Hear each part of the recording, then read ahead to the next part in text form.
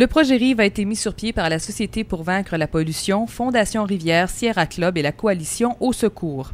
Le réseau d'inspection et de vérification des eaux est ni plus ni moins qu'une prise en charge et une surveillance citoyenne de la qualité de l'eau. On peut entendre Daniel Green de la Société pour vaincre la pollution nous parler des enjeux que représentent les cours d'eau au Québec et surtout la menace qui plane sur la santé publique. Le problème, c'est que ça arrive rarement.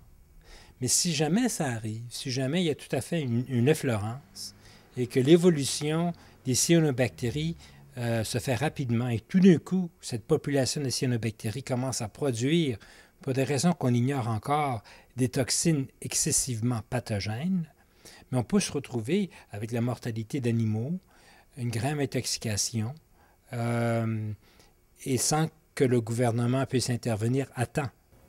Mis sur pied en raison du scepticisme grandissant devant certaines politiques gouvernementales qui préoccupent de plus en plus de gens, la campagne d'échantillonnage gagne du terrain.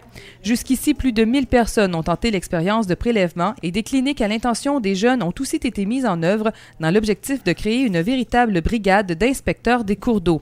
On peut écouter Anne-Marie Saint-Cerny de Fondation Rivière nous exposer l'exaspération ressentie par plusieurs citoyens. Et qu'est-ce qu'on aura dans 2 ans? On aura le résultat de ce qu'on aura caché aujourd'hui, c'est-à-dire le fait qu'on ne le dit pas, on ne le traite pas, mais ça empire.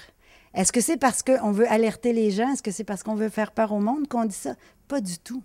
Malheureusement, la nature ne se maîtrise pas. Et lorsqu'il y a un point de cassure, on ne sait pas où ça va s'en aller. Ça peut se réparer.